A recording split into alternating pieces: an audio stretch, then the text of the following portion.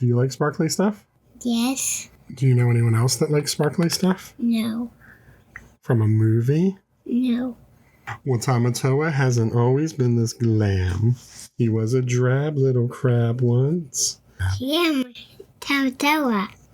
And now I know I can be happy as a clam. No, because I'm beautiful, baby. Don't sing it now. Okay. Finish the book. Welcome to Toddling the Stacks, a human-produced children's literature podcast where we delve the archive for forgotten treasures to help you make sense of this impossibly large body of work and, hopefully, find some new favorites for your kid. I'm your host, Sean, an Ivy League English PhD with a toddler girl called Adeline, who is somehow even more critical of books than I am.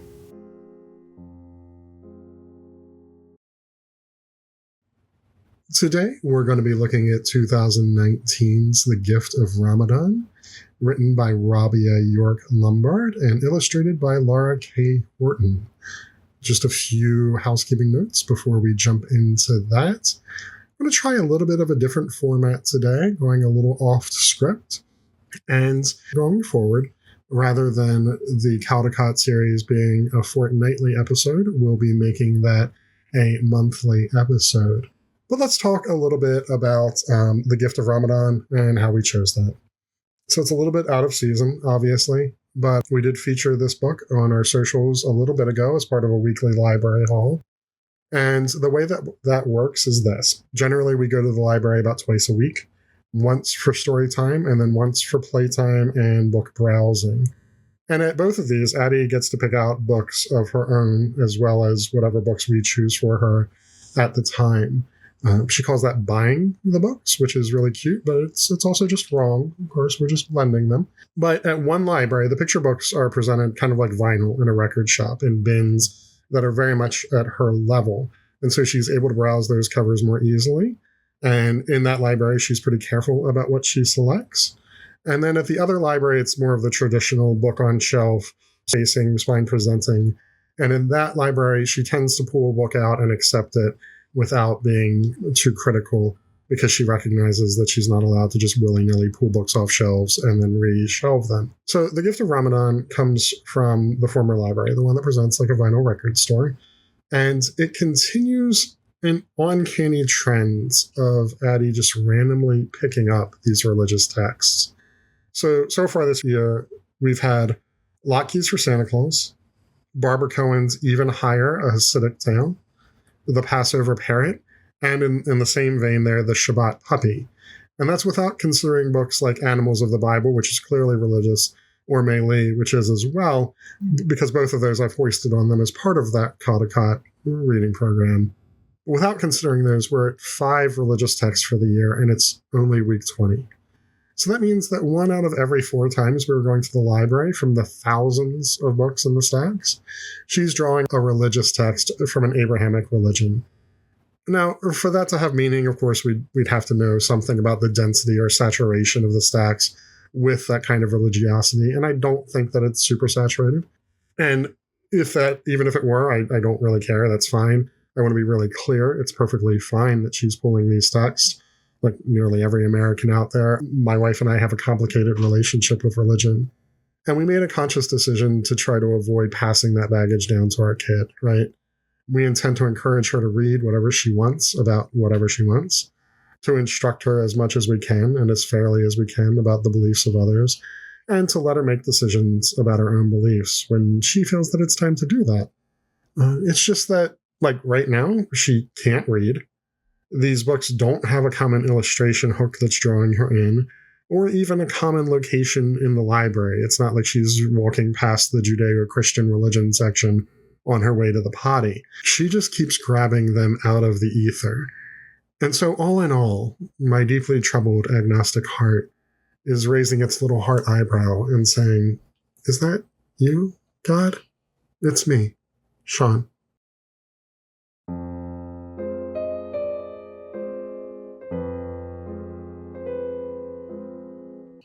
The Gift of Ramadan is the story of Sophia, a young girl who's not yet old enough to have to fast through Ramadan, but nevertheless wants to give it a go.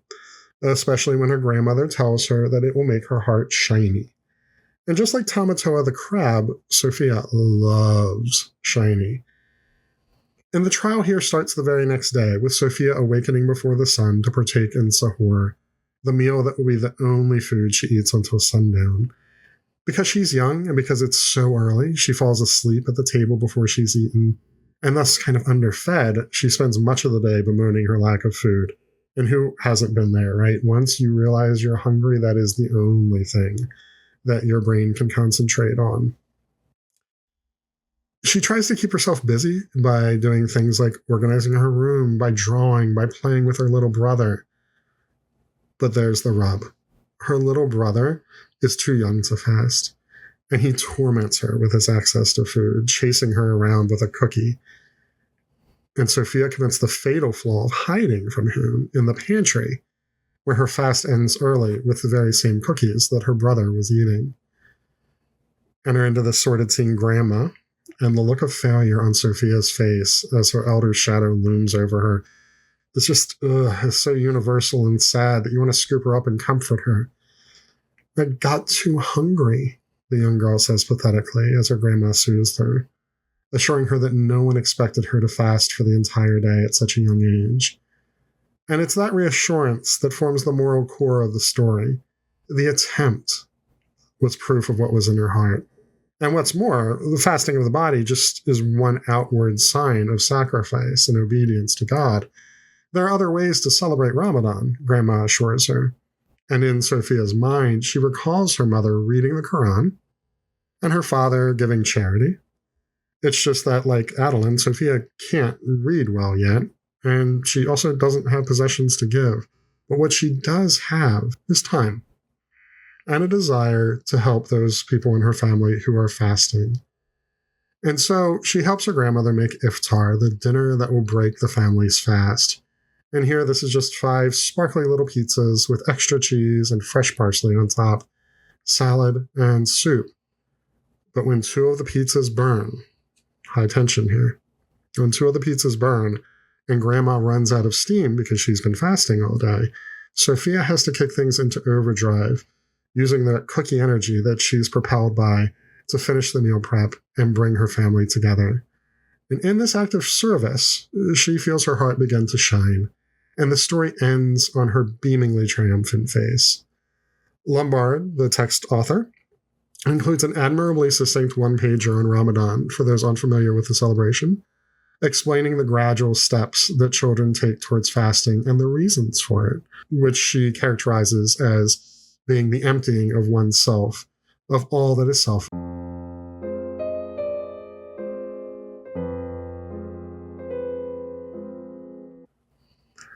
So, in thinking about the gift of Ramadan, I've been thinking a lot about Mac Barnett's make-believe on telling stories to children. And if you're in the sphere of children's literature, as I am attempting to be with this podcast, you can probably hit skip 30 here because you know exactly where I'm going with this.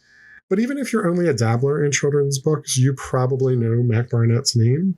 He's written some pretty famous ones like Sam and Dave Dig a Hole and Extra Yarn, to name a few.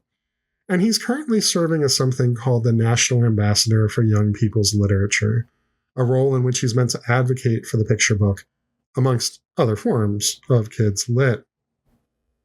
Make-Believe is his monologue towards that end, where he tries to make the case that children's book authors often forget their audience in their urge for didactics, or worse, in their pedantry. And I doubt that the news has obtained escape velocity from this admittedly small world, but Barnett got himself in quite a lot of trouble lately, because in making his case, he claimed that some 94.7% of children's literature was quote-unquote crud. And what on earth are we meant to do with that, friends? So, in the text, he calls for children's books authors to be the cool aunt, quote-unquote, the one who talks to kids like they're kids and not just empty vessels for us to fill up with knowledge or societal mores, this sort of thing. In short, he wants us to avoid didactics and avoid pedantry, and just talk to kids like they're little human beings whose imaginations are on fire. He also warns us that we all think that we're the cool ants. And I want to put a pin in that because I can't help but wonder here. The reason that he gets himself into trouble with this is, one, just the pure math of the thing, right? So this is 5.3% of children's books that he allows for being good in the total oeuvre. And that is wild if we look at a children's library and think about what that would mean in terms of total books. That's insulting quite a few people. And to be completely fair to Barnett, he has apologized for this. He has said repeatedly that he wished he had said it in a different way, that he had made a stronger, less glib argument. And I'm going to give him the benefit of the doubt there, because in this book, he also does make the case that he wants a children's literature as diverse as life itself. The problem is that right now, children's literature is just straight up under attack, right? We're looking at book banning efforts nationwide. We're looking at agentic artificial intelligence attacking the publishing industry in many ways. We're looking at library defunding. And saying all of this gets us to a basic question of, well, if all of these other books are crud, then who gets to be didactic? Who gets to write good books? Who gets to teach our children? Who are that 5.3%? I have the math right on that. I think that I have the math right on that. And I can't help but wonder, within that notion, if Barnett is not himself guilty of thinking that he's the cool ant. But the question for me becomes kind of, is it possible to write what Barnett wants? Is the impulse to storytelling always one that's didactic in nature? Is it just that we want to avoid the slippage into pedantry and preachiness? That we want to kind of couch our lessons in enough beauty or whimsy to make them undetectable to the palate? Is that what we mean? Is it possible to write a story that isn't giving us a lesson, that isn't filling us with information about how to become an adult? And take, for instance, Sam and Dave. Sam and Dave Dig a Hole, one of Barnett's most famous stories. It's just about two kids who decide to dig a hole through the earth onto the other side. This is something that was a big deal for me when I was a child. I thought for sure I would be able to do this, that someone would be able to do this. I think every child has that moment in their life. And in this text, these kids do it. They actually manage to dig this hole. But as they're kind of subterranean, they keep just narrowly missing these grand and increasingly large treasures, because right when they're about to dig through and make a breakthrough, they decide to change course. And isn't that just kind of the lesson that Barnett is wrapping up in here? That we have to keep up with our pursuits because success is just often around that last corner that we too often fail to take? Or what about Extra Yarn, which is a story about a young girl who starts off by knitting herself and her dog a sweater, and ultimately has enough extra yarn in this magical box of hers to knit a sweater not just for her entire community in the human sense, but in other agencies as well, clothing animals and houses and trees with all of this extra yarn, to the point where the box becomes the point of interest of a duke who offers her millions of dollars for it, and when she declines, hires robbers to steal it from her, only to find, when he opens the box, that it contains no yarn at all. Well, isn't that just simply a story about a magic in our world that exists outside of the understanding and logics and control of capital? That feels pedantic to me. That certainly feels didactic to me. It is couched in a beautiful language. It is couched in wonderful illustration. It is couched in whimsy and fairy tale-ness. And it is beautiful, but I don't think that it passes the test of not being didactic. Which leads me to my next question. Isn't it easy to rail against didactics? That is a tough word, folks. Isn't it easy to rail against didactics when you're a member of the dominant culture? Because isn't the dominant culture just kind of always teaching us these things, right? What if you're not? What if you're someone that really feels inspired to get representation out there in the world, both for representation for the sake of representation for folks that do not see themselves represented in media, but also just for empathy and insight into those dominant circles that don't have enough experience with them. What I think Barnett's problem comes down to is audience and receptivity. No matter how well-meaning you are, you can't attack people's livelihood and their art and expect them to be receptive to your argument.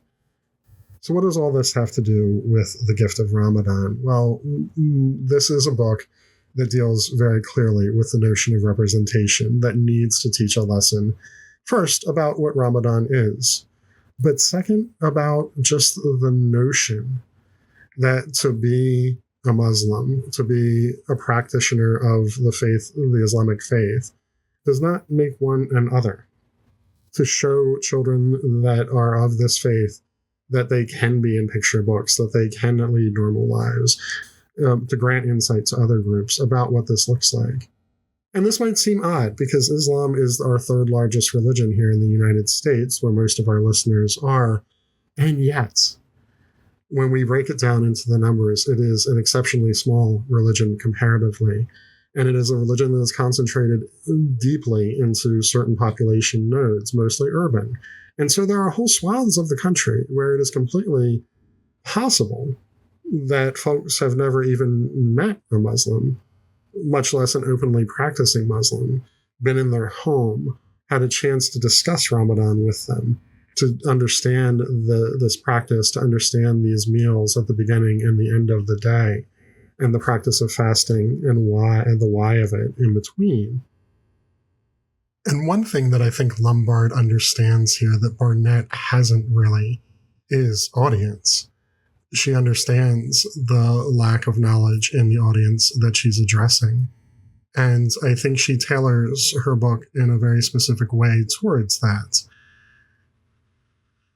And so you'll hear me say things like normal in the following discussion. And what I mean by that is not, of course, that Islam is in some ways abnormal, but rather that the author is recognizing that what she is presenting is outside of the regular lived experience of her audience and is tailoring that information accordingly.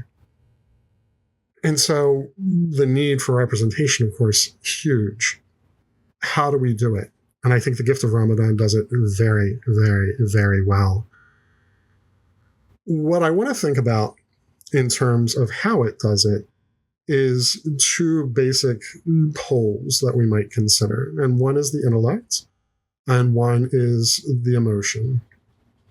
And so for the intellect, we have a fun theory from Bertolt Brecht, among others, called distantiation or the alienation theory. And if any of my previous students are listening right now, I'm sure that they're rolling their eyes. But in the end, it all comes back to Brecht, right?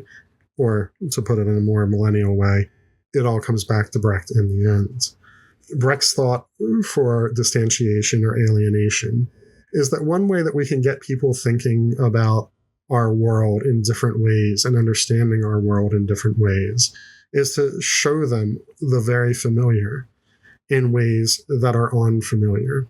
And in theater or in film, this comes across as breaking the fourth wall, for instance, or making the artifice of stagecraft very obvious so that you can see, rather than building walls, you draw chalk lines that show where walls might be, which forces us out of this domestic sphere of the home with very familiar walls and forces us to think about the constructedness of it and who has access and who can move between walls and doors in the domestic sphere.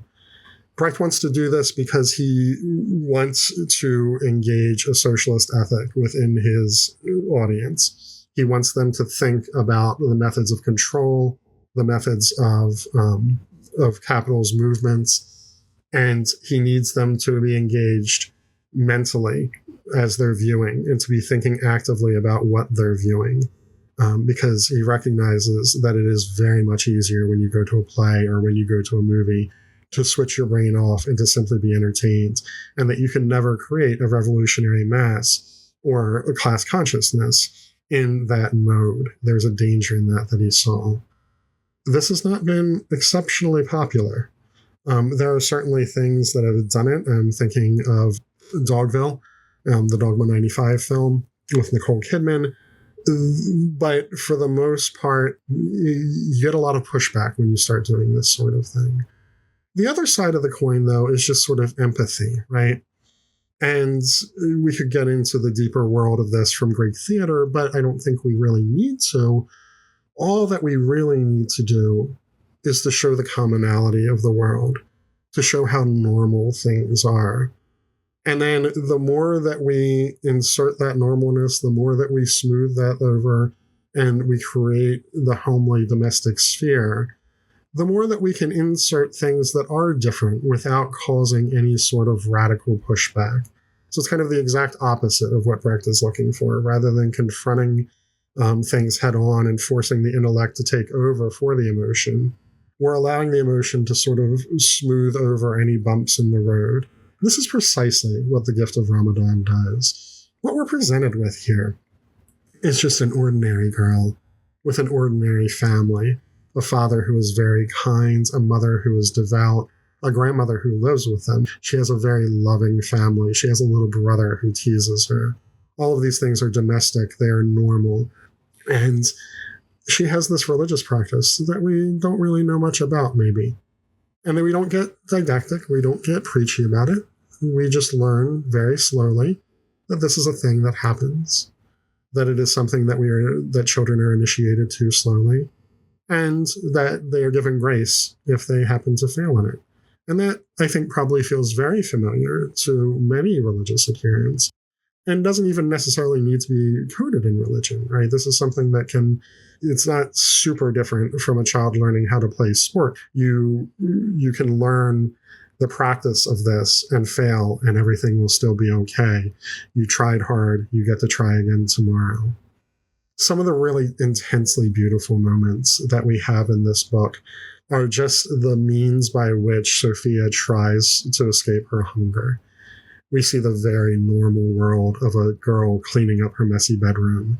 We see the very normal world of a child alleviating boredom or trying to distract herself through drawing. And we see the very normal world of brothers and sisters teasing one another. Even down to the practice of making dinner. One of the biggest things that's happening in children's literature right now is this notion of making food with grandparents, of generational work of hands being passed down from one to another. This is a cross-cultural moment that is just recognizably universal, right? It is recognizably human. And the Gift of Ramadan does such a wonderful job of this. Even Sophia's face itself and her just incredibly messy hair is so endearing. And it's the thing, I think, that brought Adeline to this text. She said that this is the text with a beautiful princess learning how to cook on it. And there you have it. Rather than a sledgehammer, rather than didactics, rather than not being the cool aunt, as it were, we have a text that very gracefully presents information about another culture, and it gives us a very simple lesson to take away from it, that it is okay to try something and fail, as long as we try hard, as long as we have good intentions, and as long as we are willing to try again if need be. There is no harm at all in failing. And I don't think anyone is beaten over the head with this. I don't think this is crud.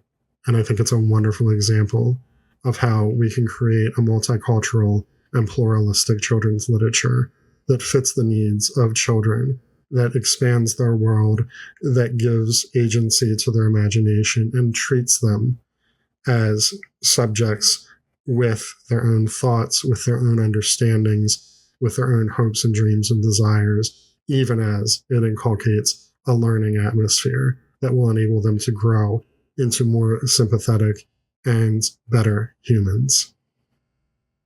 It's a lot to ask from children's literature. It's a lot to ask from any literature, but I think this is precisely what literature does. This is why I am a literature teacher. I believe that writing and reading make us better humans.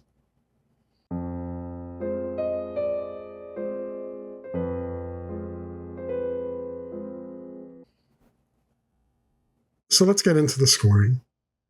For the illustrations, this text scores a 3.6. And just as a reminder, 2.5 is kind of middle of the ground here.